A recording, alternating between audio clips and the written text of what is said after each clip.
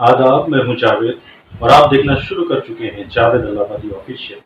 जुल्म जब हद से ज्यादा बढ़ जाता है तो जालिमों में से ही किसी सालिम को ऊपर वाला आपस में लड़ा देता है। जी हाँ, आपने सही सुना। जुल्म जब बढ़ जाता है तो जालिमों में से ही किसी सालिम को ऊपर वाला आपस में लड़ा देता है। ठीक यही हो रहा है इस वक्त अमेरिका के साथ। अमेरिका के लोकतंत्र की हत्या इस वक्त जिस तरह से डोनाल्ड ट्रंप कर रहे हैं, ठीक इसी तरह से अमेरिका कई सालों से पूरी दुनिया में लोकतंत्र की हत्या कर रहा है। लोकतंत्र के नाम पर अलोकतांत्रिक खेल खेल रहा है पूरी दुनिया में अमेरिका। अमेरिका इसी लोकतंत्र के नाम पर अफगानिस्तान में अपनी सेनाएं भेज देता है और अपनी मनमानी करता है। इसी लोकतंत्र के नाम पर इराक, ईरान और इसी लोकतंत्र को बनाए रखने के नाम पर अफगानिस्तान और इराक में एक घटिया खेल खेलता है। अमेरिका लोकतंत्र को बचाने के लिए जो खेल खेलता है, चाहे तेल के लिए, पैसे के लिए, अपने आप को दुनिया का सबसे पुराना लोकतांत्रिक देश कहलाने वाला अमेरिका आज पूरी दुनिया में जिसकी थू थू हो रही है। क्योंकि जब आप जुल्म करोगे, जब आप दूसरों के घरों में आग लगाओगे तो एक दिन आग आपके घर में आएगी।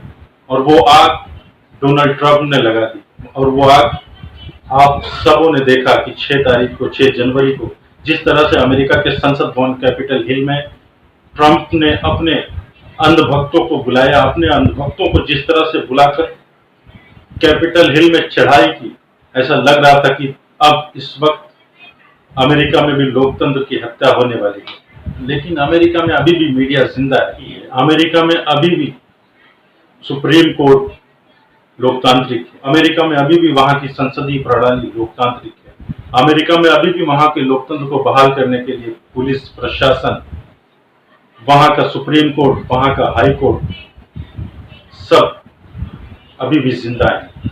क्योंकि वहां के सुप्रीम कोर्ट पर सरकार का कब्जा नहीं है, वहां के इलेक्शन कमीशन पर सरकार का कब्जा नहीं है, इसलिए अभी तक वहां पे लोकतंत्र जिंदा है। ट्रंप ने जब अपने उपराष्ट्रपति से कहा कि आप ऐलान करो कि इस इलेक्शन में धांधली हुई है, तो अमेरिका के उपराष्ट्रपति ने कहा, जो कि उसकी पार्टी से है, तो अमेरिका के उपराष्ट्रपति ने कहा कि मैं ऐसा नहीं कर सकता, क्योंकि ये लोकतांत्रिक देश है और लोकतंत्र के हिसाब से ये देश चलेगा, किसी की मनमानी नहीं चलेगी। तो इस बात से जाहिर होता है कि सनक सिर्फ एक आदमी की है, और जब सनक सत्ता पर हावी हो जाती है तो सरकार का दिमाग 7वें आसमान पर पहुंच जाता है। लेकिन जब उसी सरकार में उसी सरकार के मंत्री, उसी सरकार के सांसद, उसी पार्टी के सांसद आपकी बात को मानने से इनकार कर दें तो आपका सारा नशा हवा हो जाता है। ट्रंप के उपराष्ट्रपति, ट्रंप के सांसद, ट्रंप के मंत्री ट्रंप की बातों को मानने से इनकार कर रहे हैं। अगर यही बात हम अपने देश की तरफ ले आए और अगर हम कहें, क्या हमारे देश का प्रधानमंत्री अपनी पार्टी में किसी को किसी बात के लिए कहे तो क्या वो मना कर सकता है? क्या उपराष्ट्रपति, क्या उप प्रधानमंत्री, क्या उसके मंत्री, क्या उपराष्ट्रपति, क्या उप प्रधानमंत्री, क्या मंत्री, क्या सांसद, क्या विधायक, क्या प्रधानमंत्री, हमारे देश के प्रधानमंत्री अगर कुछ गलत कर रहे हैं तो क्या उनको गलत कह सकता है? यही फर्क है हिंदुस्तान और अमेरिका, क्योंकि वहां का जो लोकतंत्र है वो अपने लोकतंत्र को बनाए रखने के लिए अपने राष्ट्रपति की बात को भी मानने से इनकार कर सकते हैं। लेकिन हमारे यहाँ गोदी मीडिया, हमारे यहाँ विधायक, सांसद, किसी में ये दम नहीं है कि कोई अगर गलत कर दे, पार्टी का सुप्रीम लीडर अगर गलत कर दे तो वो मना कर, पार्टी लाइन से हटकर कोई विधायक, सांसद, मंत्री उस बात को बोल नहीं सकते।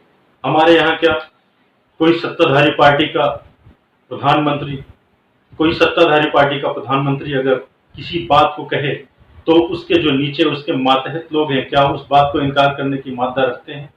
क्या उस बात को नकारने की मादा रखते हैं? क्या सही को सही और गलत को गलत कहने की मादा रखते हैं हमारे नेता, हमारे लीडर्स? अगर किसी पार्टी का सुप्रीम लीडर कुछ कह रहा है तो क्या सांसद, विधायक उसके विपरीत जाकर सही बात कहने के लिए तैयार होंगे?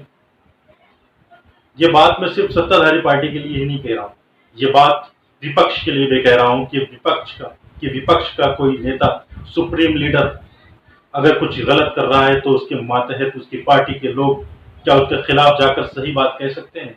तो इस वीडियो में सिर्फ इतना ही। अगर आपको मेरी बात पसंद आए तो लाइक, शेयर और सब्सक्राइब जरूर कर दें।